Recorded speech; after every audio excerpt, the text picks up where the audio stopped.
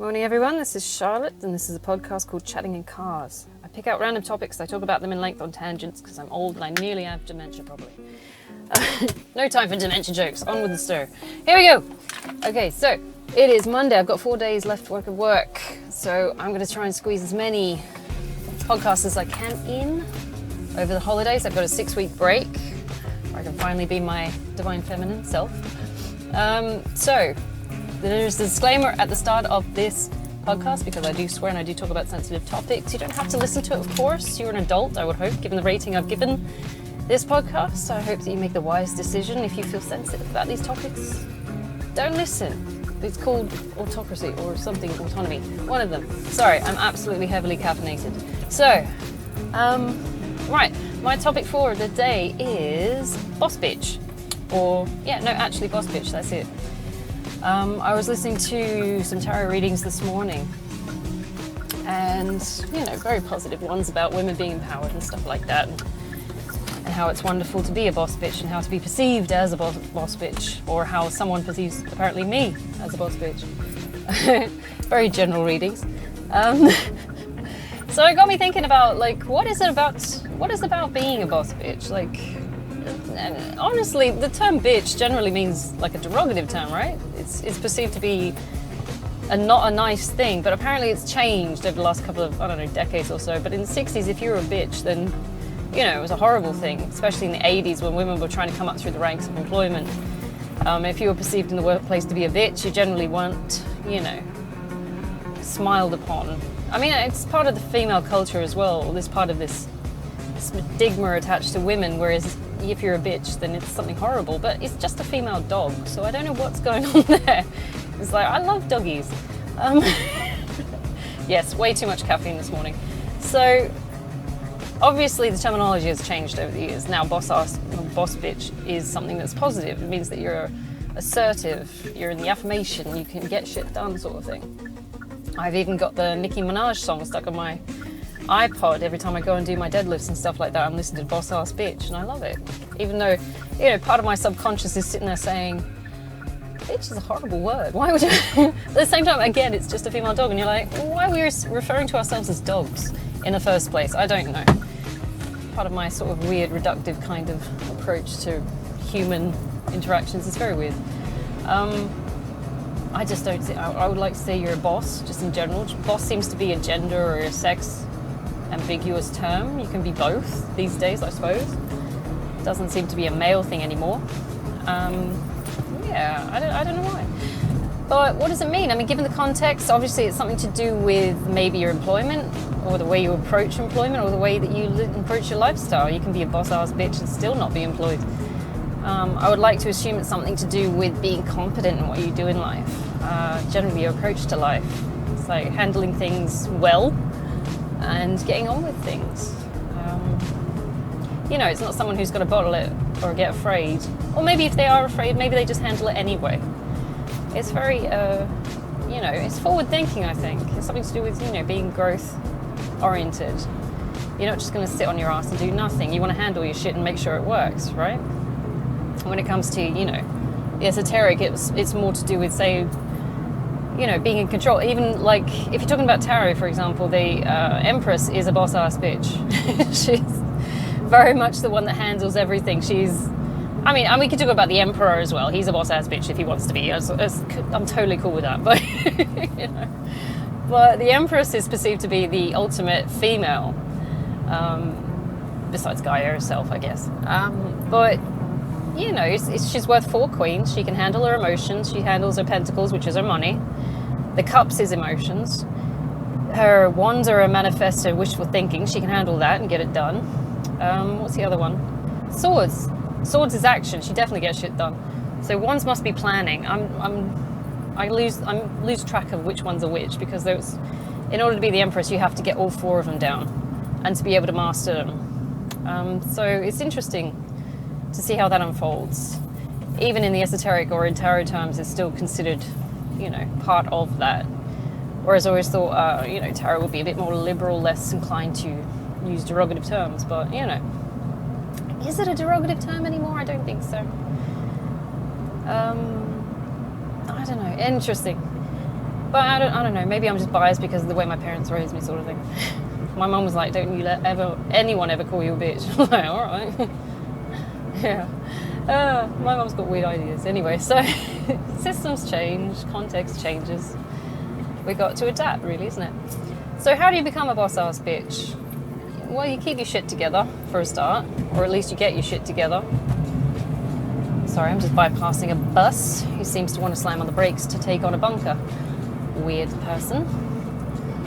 All people on board are like shit themselves. How do you get your shit together? That's a good question. Especially if you come from a background that's pretty fucked up. So, I don't know. I came up from a fucked up background, but I had that kind of stuff drilled into me. My mum was very much about performance. You will perform and you'll get it right the first time. And obviously the consequence, I don't know if you've listened to the other podcast, was if you don't get it right, I'm going to hit you. It was not a telling off. It was not time out. It was not having your PlayStation taken away. She would beat the fuck out of you. Pain avoidance is a very high motivator. And you were going to get it right because, yeah, she enjoyed that shit. She has a sadistic streak. She still does, except now she uses it as guilt tripping. I don't do guilt tripping. I don't have guilt, essentially. If I follow the rules, I know I'm going to be okay. I mean, common sense comes with the rules, so you know if you're doing the right thing, shit's just not going to really go wrong.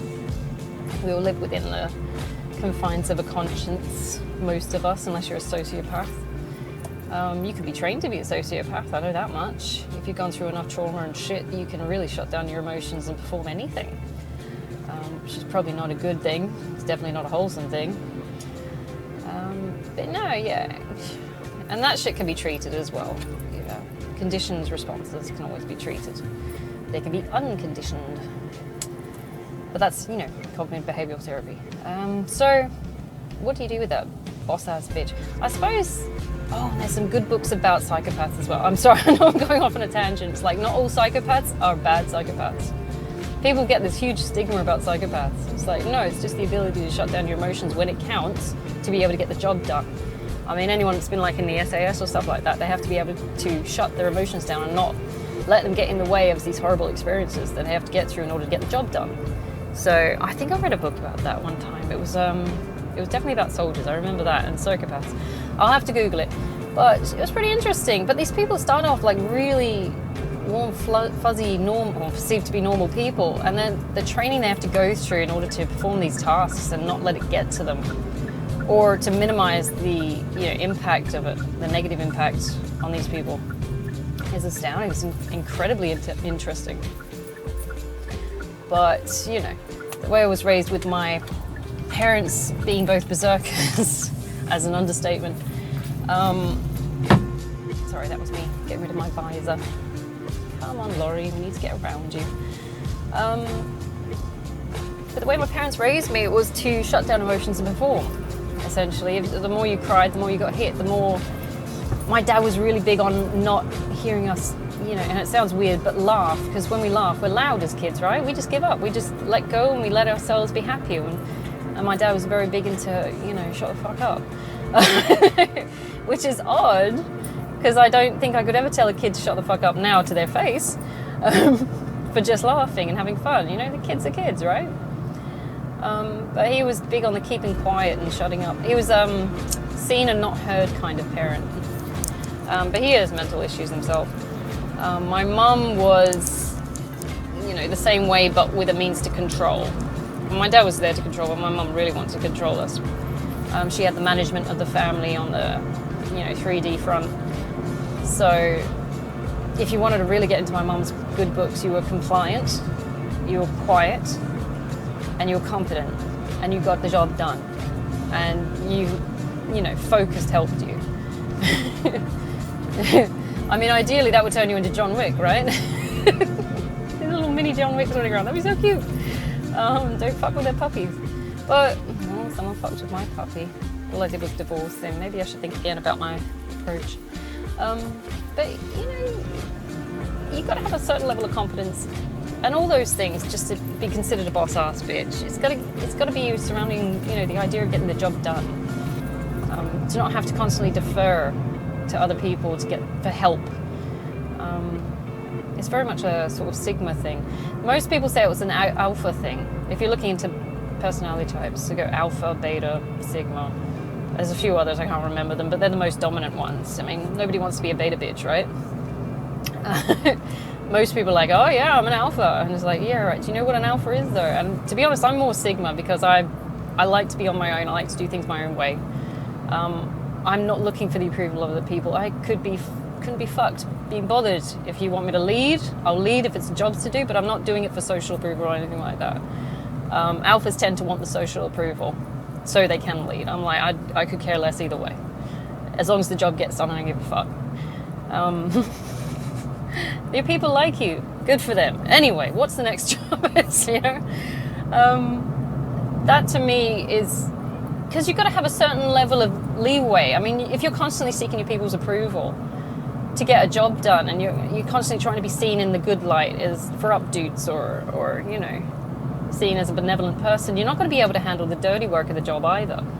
If you only want to do the positive. I mean, any soldier knows that with good stuff like looking after civilians and things like that, there also comes the dirty job of having to shoot the fuckers if you need to, if they decide to turn on you. That's part of the job. You've got to take the good with the bad. It's not, you can't just do all the good stuff and come out looking like the hero. Sometimes the hero has to do the horrible shit. It's a duality. It's you know, that's part of the boss-ass bitch sort of mentality. Not only do you want to help your people, you want to be a good person and stuff like that, but you also got to be able to handle the horrible shit. And that's not just, you know, the boring parts of the grind and stuff like that. Sometimes you got to smack a bitch. You know? And you got to do it in a way that sort of, you know, deflects away from you in a horrible way, right? It's like, I don't mind what the fuck you do as long as it don't get back to me, right? Get the job done, right? That sounds horrible, doesn't it? Means to an end Machiavellian approach to shit. But given I was, you know, I've been given Machiavelli's birthday, so I don't mind, you know. He's a good role model as far as I can see. Most of his shit was written in satire, taking a piss out of, you know, nobility and stuff like that, which I find interesting. There's a lot of no-brainer shit, but still you get politicians these days trying to read that shit and apply it to current circumstances. I'm going, okay, it's a nice idea, but the context is different. We're using different tools. The general idea is there. There's a lot of no-brainer, like if you're going to conquer another country, you've got to occupy it. Otherwise you're going to lose your foothold in that area, obviously, no shit. But if you look at things like Putin these days, what did he do when he annexed the Crimea, right? He walked in, he says, we're taking this, and then he's like, we're going to hold elections. And everyone in the, you know, that area went, fuck that, no, we don't acknowledge your elections, therefore fuck off. It's like, besides the fact that it was an illegal war, it's like nobody acknowledged this as a legal war, so therefore it's just you being a fascist dictator. You know, it's not a legit, it wasn't legitimately started. It wasn't, you know, you pulled a Hitler and then expected everyone to be okay with it because, oh, we're taking this over, we're defending the people. It's like, no, you made a load of bullshit and expected everybody to go with it because you said it enough times. It's like, no, dickhead, that's not how it works. Just because you scream louder doesn't make you right. Fucking idiot. Which I find interesting because he's supposed to be a legitimate political leader at this point. I'm going, and these fuckers in the lead. It's like, you're not even reading your own shit. Anyway, I could go on for days about that idiot right now. I'm on Ukraine's side. I'm like, I want you guys to win simply because this is a dumb scenario. It's just fascinatingly stupid. And I can't believe this boomer on his bucket list is trying to pull this shit. Odd, very odd. I thought honestly we'd outgrown this shit. That is an example of not being a boss-ass bitch. That is being in denial, being subject to sycophancy around you, and believing you're in bullshit, essentially. That is not handling your own shit. A boss-ass bitch, for example, knows how to take criticism and turn it into something productive, obviously. You're not just going to sit there and go, well, this doesn't work for my ideology, so I'm just going to ignore it and promote my own shit. It's like, no, you need to be able to take criticism. You need to be able to take, you know, other people's insight. If they've got feedback that could be useful to you, look at it, analyze it, see what their underlying motive is, and, you know, convert it to something that's useful. Don't just sit there and take their shit or take their word. You know, you got to look at it from a critical lens, right? You handle it. It's about handling it, and it's a lot more in depth than just saying, I'm walking into your country and I'm taking it. It's like, you knew. You might take it for a couple of months, but you're not going to hold it. It's stupid. I mean, everything that's taken by force is generally promoting insurgency anyway. What a fucking idiot. What did you think would happen? And I think the best thing right now is he's hired, or rather forced, enlisted a shitload of prison people at the moment and expected them to pull line, you know? It's like, what the fuck were you thinking? These people are already criminals, already dishonorable, already, you know, susceptible to doing their own fucking thing because they don't even exist within a, you know, benign society. They're already pulling shit off their ass, you know. And then you stick them in war conditions where they can do anything they fucking want, and then you expect them to follow you and your orders. It's like, you're a mental case. They're not going to follow you, you idiot. Oh my god. It's like a football match, but like a terrible one. You know, I'm sitting there watching going, I don't know why you thought that would work. He must have dementia or something going on. He's in his 70s now. There's some shit going on with that one. If he is in fact the leader of that group, he's not just a figurehead like the Queen was. I do question that. My brother's got this theory about how he's just a puppet. And I'm like, yeah, I could see that. But anyway, that's a whole different podcast. But yeah, you got to be able to handle your shit. Take criticism humbly, man. I mean, bearing in mind, if you want to be the alpha. I mean, I'm the Sigma. I prefer the Sigma. I like handling my own shit, but that could be trauma-based. But if you want to be an alpha and you need that social approval, you're going to have to be able to interact with your people and come to an understanding or an agreement or some kind of, you know, communicative, compromising and stuff like that. I'm not saying as a Sigma that I'm more of a fascist kind of taking over and controlling, because my way is the only way. I still consult other people. But, you know, when you haven't been able to rely on other people for the majority of your life, think about it this way actually. It has been the majority of my life. Anyway, I've given up asking for help. I've just been like, fuck it, I'll do it myself. You know? It would be nice to have help. But these days I just stopped asking. Well, it wasn't even these days, it's been a while now. I've just stopped asking other people for help because you can't rely on them. They want to give the appearance of helping. And they don't mind taking the good shit when you get the job done, yeah. But actually helping, no. I find that a lot of people want to give face but not actually effort, which is frustrating for me. So I sit there and think, fuck it, I'll just do it myself from the start and I'll get it done, you know? So at least I know it's done, right? Not waiting for other people to get their shit together, not waiting for, you know. But that's me. That's trauma-based as well. Some people have come from backgrounds where they can rely on other people. They've got really good social skills where shit gets done as a result of teamwork and a meritocracy. And, you know, there's not one person carrying the fucking team all the fucking time.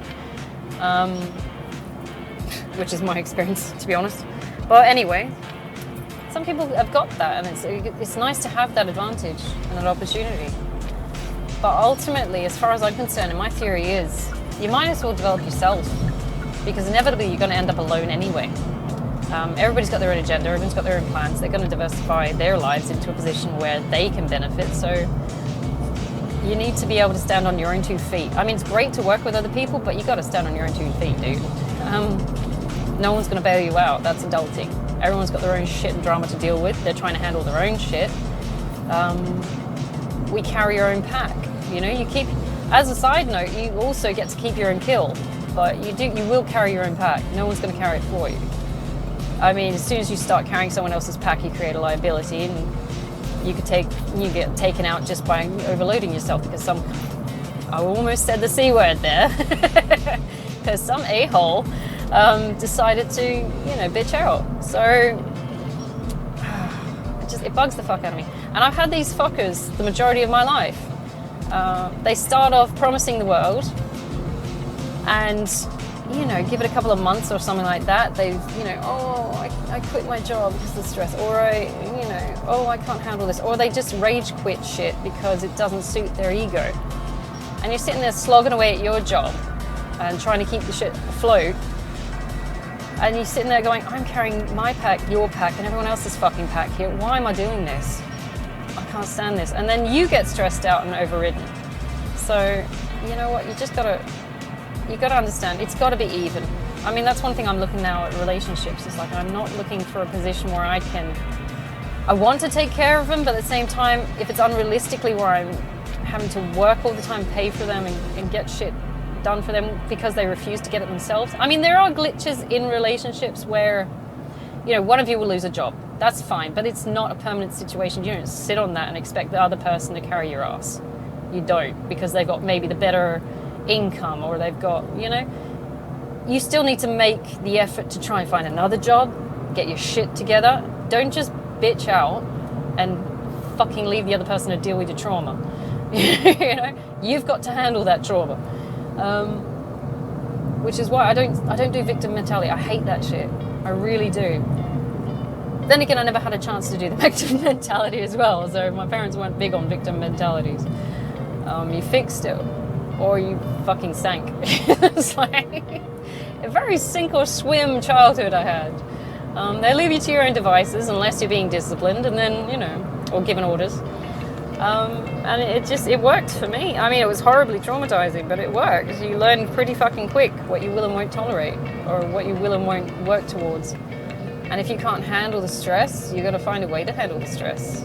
Otherwise, you won't get a chance to do what you want to do, or, you know, achieve what you need to achieve. And of course, there's always that pain avoidance slap, or smack, or punch, or, you know, you want to avoid that shit because it hurts. So you got to get it right. Bit Pavlovian, if you want to go that far. I wouldn't suggest doing it to children. It does tend to traumatize them. It's a 50-50 passageway to see whether they turn to a psychopath and start killing people, or if they just better their life. You know, it's 50-50, I'd say. Some people are predisposed to, you know, violence and drama and shit like that. I mean, I get stories told to me all the time of how I used to crucify snails on the fence wall. It's like, oh, I remember when you were 3 and you were sitting there hammering snails into the wall. And I'm sitting there going, dude, I was 3. I also set fire to a tree, apparently, which I don't remember doing. I'm totally hinged. Come on.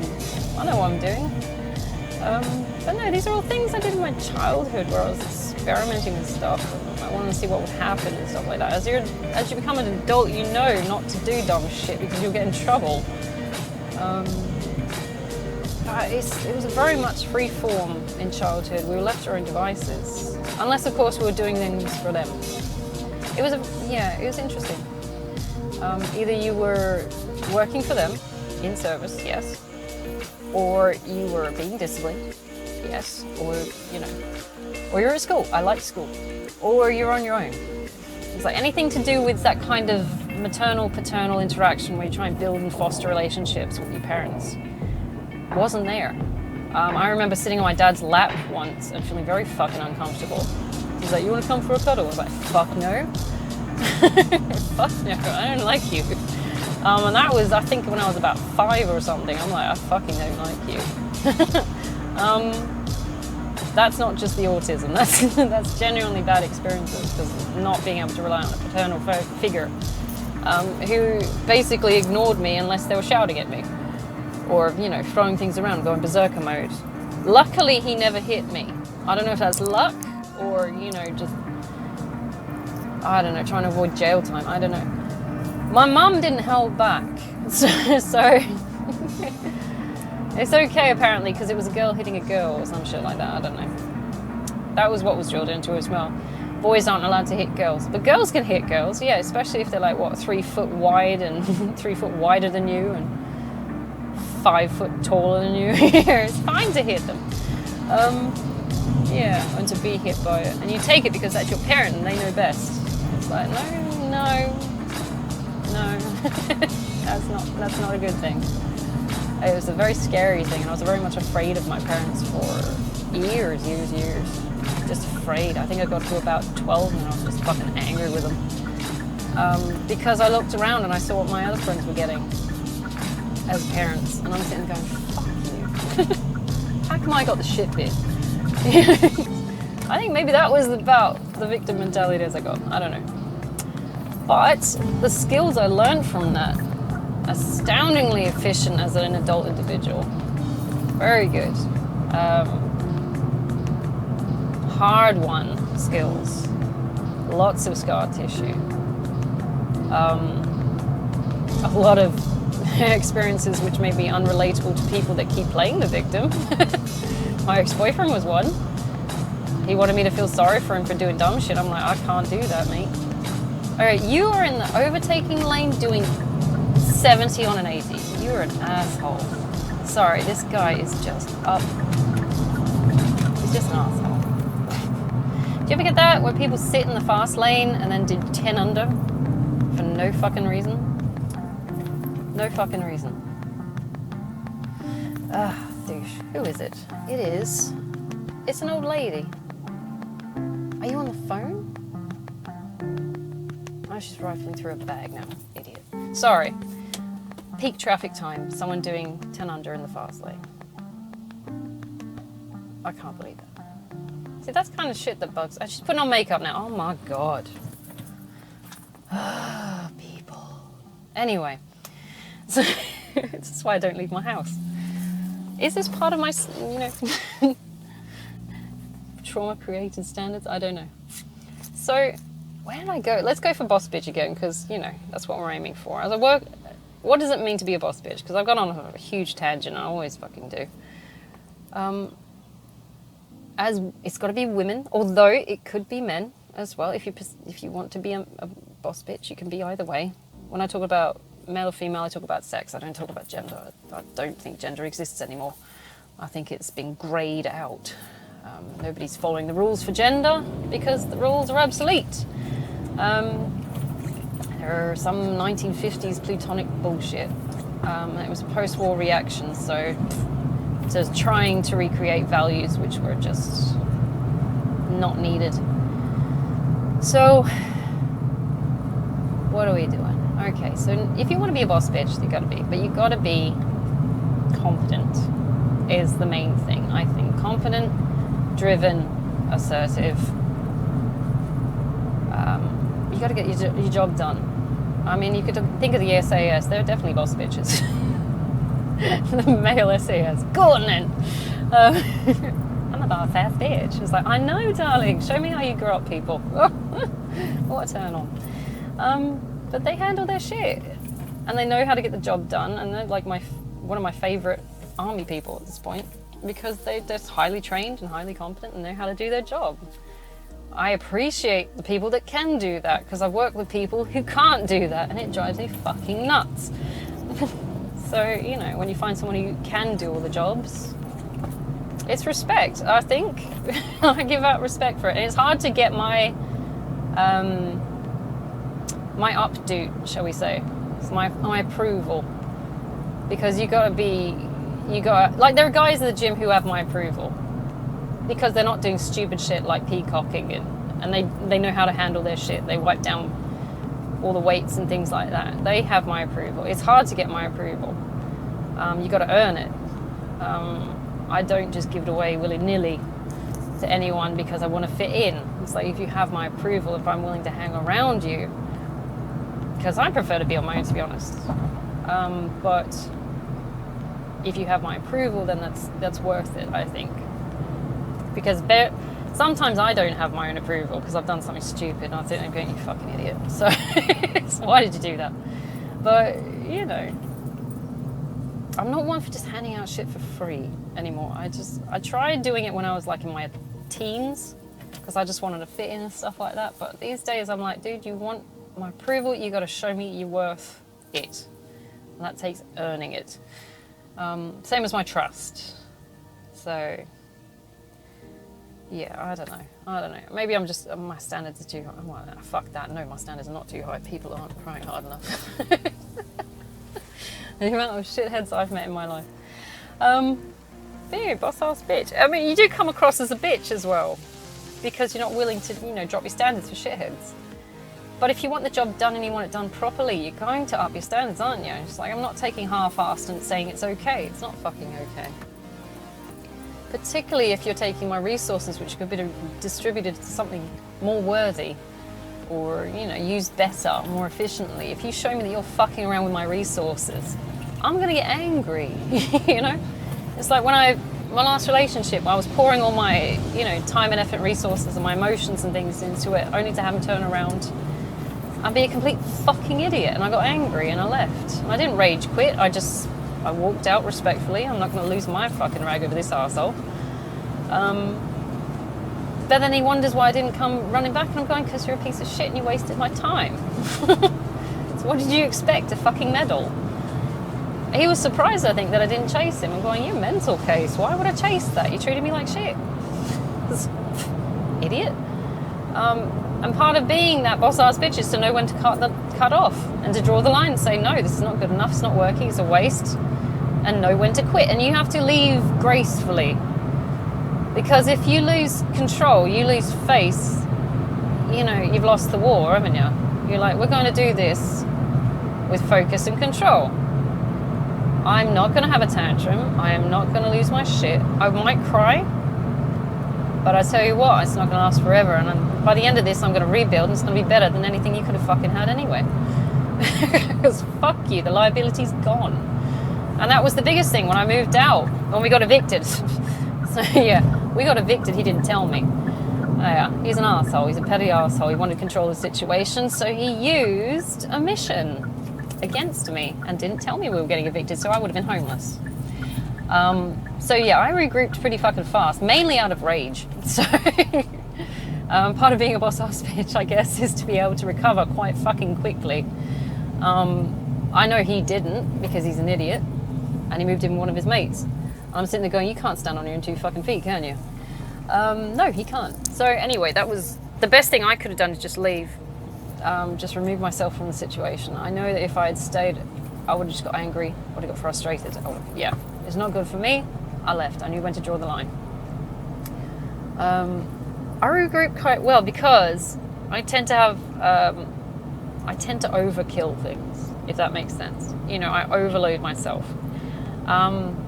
I overloaded myself when I was married, and I overloaded myself when I was with that last arsehole, because I was carrying their weight. Now, once you actually remove the liability of that extra person, you'll find that all the extra resources you've been carrying for that person actually becomes your resources, and your quid's in. So, you've got extra shit to play with. Now, the first thing I started doing was putting towards a house. I'm like, right, you made me homeless, or you tried to make me homeless again. My ex-husband made me homeless. My ex-boyfriend tried it again. This time, fuck you, I'm buying a house.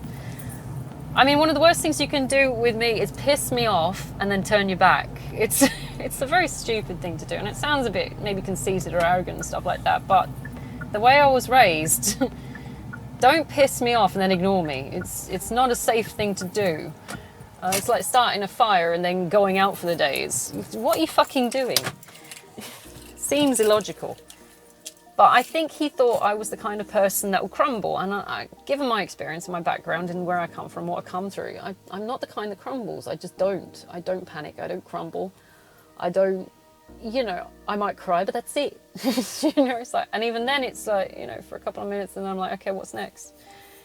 It's not a healthy thing, probably. It's something that's developed over the years and years and years of abuse and dealing with loss and shit going tits up. It's a reactive thing, I know. But it gets the job done. And to be honest, it's very much in line with toxic masculinity. Thanks, Mum.